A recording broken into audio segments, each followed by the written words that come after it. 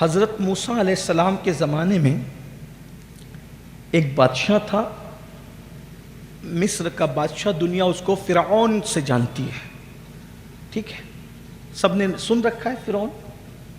فرعون نے خواب دیکھا، جب فرعون نے خواب دیکھا، فرعون نے بھی، اچھا اللہ کی شان، فرعون کو ڈائریکٹ عذاب نہیں آیا، پہلے اس کو خواب دکھایا، یعنی اس کو اطلاع دی کہ ہم تجھے برباد کریں گے، اور کس کے ذریعے سے؟ اپنے مقرب بندے کے ذریعے، برباد تو کریں گے تجھے۔ اچھا اللہ کی شان ہے، جملے کو غور کر سے سننا، اللہ کرے جہاں تک پہنچانا چاہتا ہوں وہاں تک پہنچ جاؤ۔ کبھی کبھی ظالم کو نپٹنے کے لیے محبوب کو کھڑا کرتا ہے، جیسے حضرت موسیٰ کو کھڑا کیا، جیسے نمرود کے مقابلے میں حضرت ابراہیم کو کھڑا کیا، اور کبھی کبھی ظالم کے مقابلے میں ظالم ہی کو کھڑا کرتا ہے، جیسے یزیدیوں کو نپٹنے کے لیے مختار کو کھڑا کیا، مختار ثقفی کو۔ کیوں؟ اگر زین العابدین بادشاہ امام حسین کے قتل کا بدلہ لیتے تو آج تک دنیا کہتی دیکھو نبی کے گھرانے والوں نے 72 کے بدلے میں 1,40,000 کا قتل کیا، 1,40,000 کا قتل کیا، 1,40,000 کا قتل کیا۔ قدرت نے کہا زین العابدین تم گھر بیٹھو، بدلہ لوں گا، تیری سیادت کی آبرو بھی قائم رکھوں گا، اور ظالم سے بدلہ بھی لوں گا۔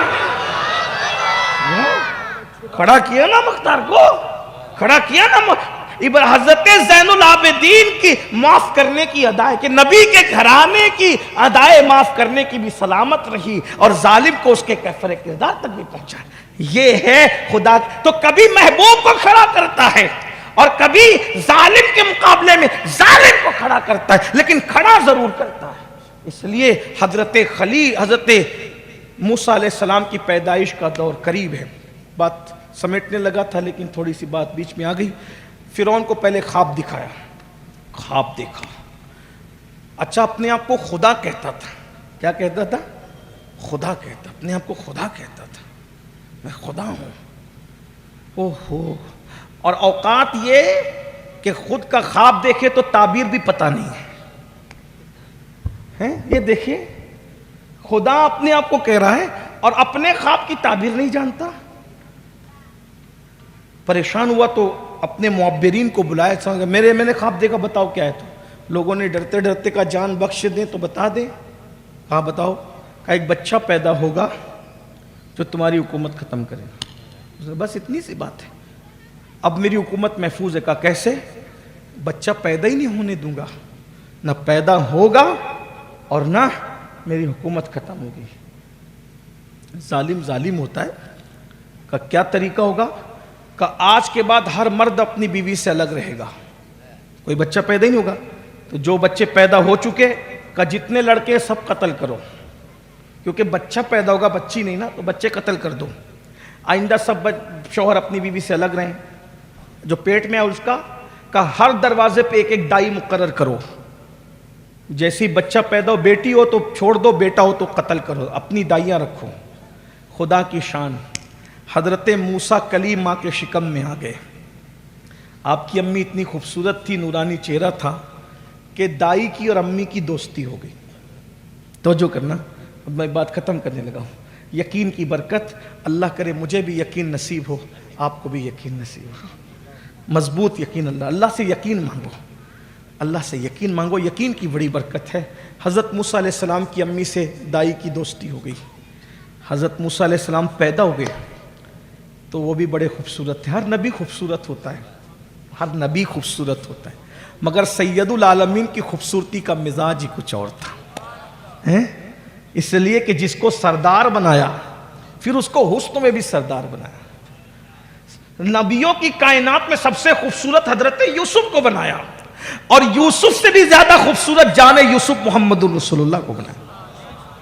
حضرت یوسف کی طالب مصر کی عورتیں ہیں، اور حسن مصطفیٰ کا طالب خود خلاق کائنات ہے. کیا حسن ہے اے سید ابرار تمہارا, اللہ بھی ہے طالب دیدار تمہارا. کیوں دید کے مشتاق نہ ہو حضرت یوسف, اللہ کا دیدار ہے دیدار تمہارا. وہ کمال حسن حضور ہے کہ گمان نقص جہاں نہیں, یہی پھول خار سے دور ہے, یہی شمع ہے کہ دھواں نہیں. میں نثار تیرے کلام پر ملی یوں تو کس کو زباں نہیں. وہ سخن ہے جس میں سخن نہ ہو, وہ بیان ہے جس کا بیان نہیں. فصحا عرب کے بڑے بڑے تیرے آگے یوں ہے دبے لچے, کوئی جانے منہ میں زباں نہیں, نہیں بلکہ جسم میں جا نہیں. تو کروں تیرے نام پہ جا فدا, کروں تیرے نام پہ جا فدا, کروں تیرے نام پہ جا فدا. نہ بس ایک جا دو جہاں فدا, تو جہاں سے بھی نہیں جی بھرا, کروں کیا کروڑوں جہاں نہیں. حضرت موسیٰ علیہ السلام کی خوبصورتی دیکھ کر اس دائی نے کہا بچہ کتنا خوبصورت ہے, اس کو قتل نہیں کریں گے. کہا پھر کیا کریں گے؟ کہا بکری کا بچہ کاٹ کے ہانڈی میں ڈال دیں گے اور لے جا کر کے رکھ دیں گے محل میں کہ بچہ کاٹ دیا. ہاں ٹھیک ہے. ہانڈی لائی گئی, بکری کا بچہ کاٹ کر کے محل میں لے جا کے رکھ دیا بچہ. حضرت موسیٰ علیہ السلام کی جو بہن تھی بڑی ذہین تھی, اس نے دائی کو اور ماں کو بٹھا کے کہا دیکھو بچہ تو بڑا خوبصورت ہے ہمارا بھائی, لیکن بادشاہ کو کہہ دیا کہ بچہ ہم نے قتل کر دیا, لیکن اگر پتہ چلا, بچے رات میں روتے ہیں, دن میں بھی روتے ہیں, کبھی بھی روتے ہیں, آواز پتہ چلی اس کے جاسوس پھر رہے ہیں, ایک بچہ مرنا تھا اب ایک بچہ نہیں مرے گا, ہم تینوں بھی مریں گے یہ بچہ بھی مرے گا. کہا پھر کرنا کیا ہے؟ کہا اس بچے کو گھر سے نکالو. توجہ کرنا, یقین کی برکت, اس بچے کو گھر سے نکالو. کہا کیسے نکالیں گے؟ کہا میں ایک صندوق لاتی ہوں, صندوق پیٹی, اس میں بچے کو ڈال دیں گے اور وہ صندوق جو ہے وہ دریا میں ڈال دیں گے. اللہ جہاں چاہے گا وہ صندوق چاہے گا. یاد رکھنا جنگل میں رکھی ہوئی چیز مل سکتی ہے, غار میں رکھی ہوئی چیز مل سکتی ہے, سب سے غیر محفوظ اگر کوئی جگہ ہے تو اسے دریا کہتے ہیں, کیونکہ دریا میں کوئی چیز ڈالے پتہ نہیں کہاں تک جائے گی, اس کی کوئی گارنٹی نہیں ہے. حضرت موسیٰ کی ماں دیکھو, نبی کے ماں باپ کبھی کافر نہیں ہوتے. یہ تو مولوی ازم نے 1857 کے بعد جن کو انگریزوں نے پیدا کیا تھا, ان کو اتنا شوق ہے نبی کے ماں باپ کو کافر کہنے کا کہ نبی کے ماں باپ کو بھی کافر کہہ ڈالا. نبی کے ماں باپ کافر نہیں ہوتے میرے بھائی. اتنا کہوں آپ سے, ایک بات کہوں برا مت ماننا, تمہارے گجرات میں کسی شرابی کے گھر کبھی ولی پیدا ہوا ہے کیا؟ جب شرابی کے گھر ولی پیدا نہیں ہوتا تو کافر کے گھر میں نبی کیسے پیدا ہو؟ کیا باتیں کرتے ہیں لوگ, بکواس کرتے ہیں. اور آپ بھی ہے کہ کسی کے بھی پیچھے کھڑے ہو جاتے ہو. میرے بھائیوں ذرا ہوش کے ناخن لو. اللہ اکبر. حضرت موسیٰ علیہ السلام کی امی جب صندوق آیا تو بچے کو رکھا, اپنے بیٹے کو صندوق بند کیا, اور ایک ماں لے کر کے چلی صندوق کو دریا میں ڈالنے کے لیے. ذرا دل سے پوچھو, اپنے دلوں سے پوچھو. بچہ زور سے روتا ہے, ہم بے چین ہو جاتے ہیں.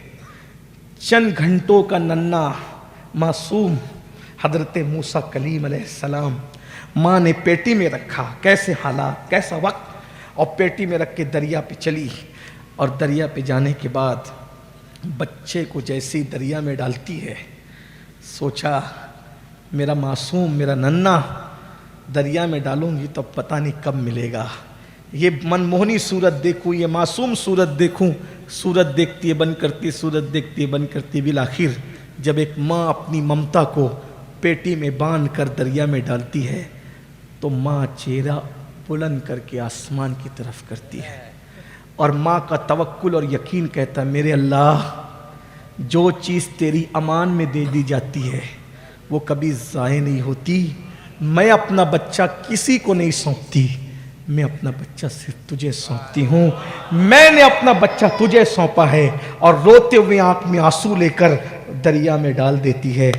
اللہ پہ بھروسے کی لاج اللہ کیسے رکھتا ہے. بس بھروسہ بھروسہ بھروسہ, یقین یقین یقین.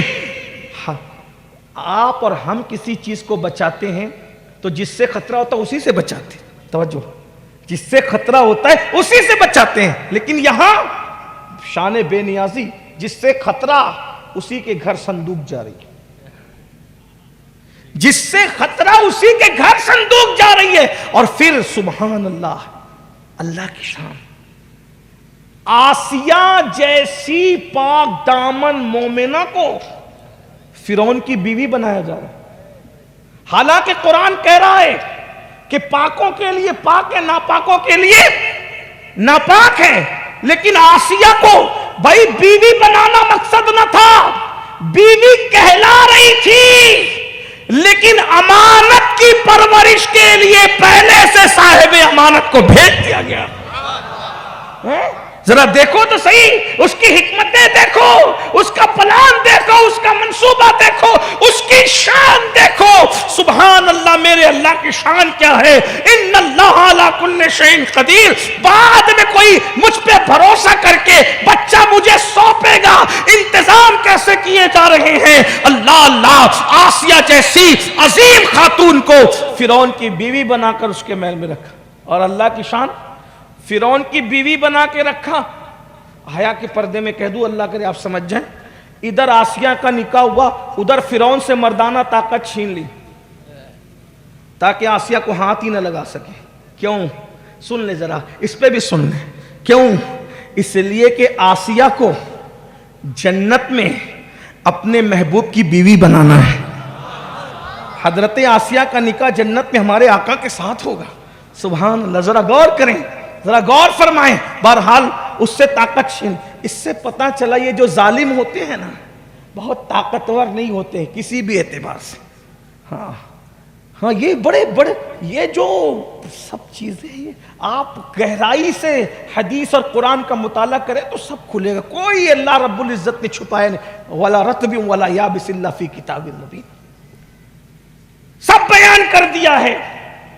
یہ کیا جانے کمزور، جو اتنے کمزور ہو کہ انہیں سیکورٹی میں نیند نہیں آتی، یہ دنیا کے خون سے ہولی کھیل رہے ہیں. اور یہ اسی لیے ہولی. ایک بات بتاؤں، اصل میں کمزور اس وقت طاقتوری کا کارنامہ انجام دینے لگتا ہے جب انسان کا دل اللہ پر بھروسہ کرنا چھوڑ دیتا ہے. جب تم اللہ پہ بھروسہ کرنا چھوڑ دیتے تو پھر کتے بھی تم پہ گالی باتے، چوٹی بھی تم پہ گالی باتی ہے، سانپ بھی تم پہ گالی باتا ہے. اللہ پہ بھروسہ کرو تو سب تمہارے قدموں کے نیچے ہو. بھروسہ کرنا سیکھو. بہرحال اللہ کی شان، ہم کسی کو بچانا چاہتے ہیں تو دشمن کی نگاہوں سے بچاتے ہیں. میرے اللہ کی شان یہ ہے کہ فرعون کے گھر میں دریا سے کٹ کے جو نہر جا رہی تھی، صندوق کو اسی پہ ڈال دیا. فرعون اپنی بیوی حضرت آسیہ کے ساتھ بیٹھا. جیسی صندوق آیا، بولے یہ صندوق کدھر سے آ رہا ہے. اٹھایا، اٹھا کر کے کھولا تو خوبصورت بچہ ہے، رو نہیں رہا ہے، منہ میں انگوٹھا ہے اور انگوٹھے سے غذا آ رہی ہے. توکل کی برکت دیکھیں، اللہ پہ بھروسے. یہ میں کوئی کہانی قصہ نہیں کر رہا ہوں، قرآن کی تفاسیر کا اتنے مجموعہ پیش کر رہا ہوں. الفاظ دیگر ہیں، مفہوم یہی ہے جو میں آپ کے سامنے رکھ رہا ہوں. اللہ پر بھروسہ تو کوئی کرے نا. اللہ پہ، اللہ ہے، اللہ پہ بھروسہ کرو. دیکھو حضرت موسیٰ علیہ السلام فرعون کی زبان سے فوراً یہ وہی بچہ ہے. کتنا شاطر تھا، پہچان کہ یہ وہی بچہ ہے جس سے میری حکومت کو خطرہ ہے. لیکن یہ اس کی شاطرانہ چال کو ختم کرنے کے لیے بیوی بنا کر حضرت آسیہ، کنیز کہتی تو نہ مانتا، دوسرا کوئی کہتا تھا تو اللہ نے بیوی بنا کر بھیجا. کہا کہ حضرت آسیہ ارے پھر یہ بہت دور سے بہ کے آ رہا ہے، یہ یہاں کا تھوڑی ہے صندوق، یہ دریا میں بہت دور سے بہ کے آ رہی ہے، تیرا وسوسہ ایسا نہیں ہے. اور پھر بیوی، پھر حضرت آسیہ نے کیا انداز اختیار کیا. کہا فرعون اس کو اپنا بیٹا بنا لے، کیونکہ پورا مصر تانا دیتا ہے کہ خدا بنا ہوا ہے لیکن خود کی اولاد نہیں ہے. ہاں خدا بنا ہوا ہے. اس بھائیو، جس کی اولاد نہیں ہوتی وہ اولاد کا درد تھوڑی جانتا ہے. یہ جتنے ظالم اس کے بچے ذبح کر رہے ہیں نا، تو انہیں کیا پتا اولاد کا درد کیا ہوتا ہے. اولاد کا درد اولاد والا جانتا ہے. یہ بیویوں کو چھوڑ کر کے گھومنے والے، بھٹکنے والے اور امریکہ اور برطانیہ تک زنا کرنے جانے والے، یہ کیا جانے اولاد کا درد کیا ہے. اولاد کا درد اولاد والے جانتے ہیں. فرعون کو بیوی کہہ رہی ہے ارے بیٹا بنا لے یہ تانا ختم ہو جائے گا. ہم بانج کہلاتے ہیں نا تانا. فرعون کو بات دماغ میں, بیوی کی کئی بات کس کے سر کے اوپر سے جاتی ہے, اس کے دماغی بات ہی کہا بات تو صحیح ہے, اتنا خوبصورت بچہ ہمیں مفت میں مل گیا, یوں ہی مل گیا. اب فرعون نے اٹھایا, حالانکہ بہت لمبی داستان ہے. پھر حضرت موسیٰ علیہ السلام نے اس کو ایک تماچا بھی مارا, پھر وہ بہت لمبی داستان ہے, صرف بس یقین کی برکت بیان کر کے بات ختم کر دوں. گود میں اٹھایا. اب چونکہ حضرت آسیہ ماں تو تھی نہیں, تو جو عورت ماں نہیں ہے وہ دودھ نہیں پلا سکتی. آپ جانتے ہیں میں اس کی کوئی تشریح نہیں کرتا, بچے بھی سنتے ہیں, مائیں بہنیں سب بیٹھیے, بڑا ممبر بڑا تقدس مآب ہوتا ہے.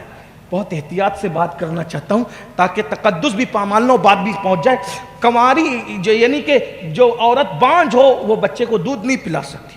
تو اب جب حضرت آسیہ نے گود تو دے دی, فرعون کی گود تو مل گئی, جو قتل کرنے کے لیے ہزاروں بچے قتل کر چکا تھا اس نے اعلان کیا اپنے دربار میں بلاؤ سارے مصر کی عورتوں کو, اور میرا بچہ جس کا دودھ پیے گا ہم اس کو انعام عطا کریں گے.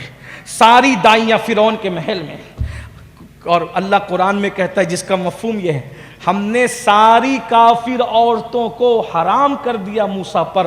حضرت موسیٰ جس کی گود میں جاتے منہ پھیر لیتے, کسی کا دودھ نہیں پیا. کیوں؟ کیونکہ وہ عورتیں کافر تھی. توجہ توجہ توجہ, سبحان اللہ, یہ بھی شان ہے میرے نبی کی. اللہ, حضرت موسیٰ کافر عورتوں کا دودھ نہیں پی رہے ہیں. یہ حضرت موسیٰ کی شان ہے کہ جو عورت کافر تھی اس کا دودھ نہیں پیا. یہ شان موسیٰ ہے, اور یہ میرے نبی کی شان ہے جس کا پی لیا اس کو کافر رہنے نہیں دیا.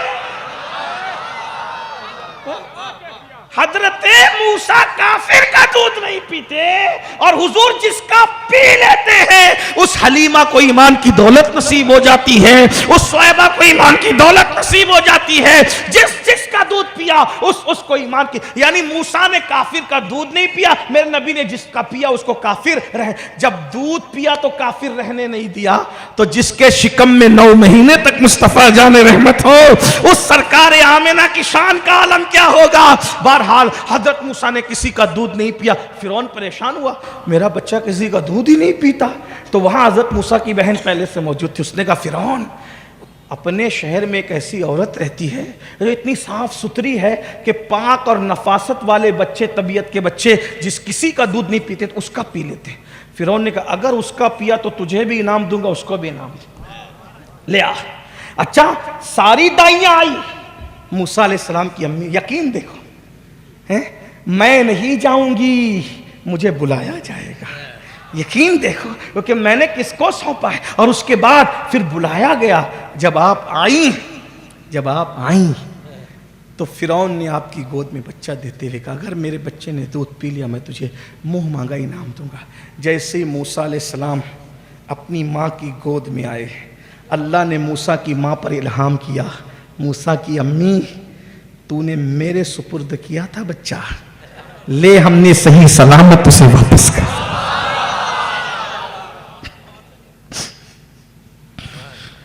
میرے اللہ کی شان وہی کی, تو نے مجھے سونپا تھا, میں نے تجھے واپس کر. دیکھ ہم نے صحیح سلامت واپس کیا.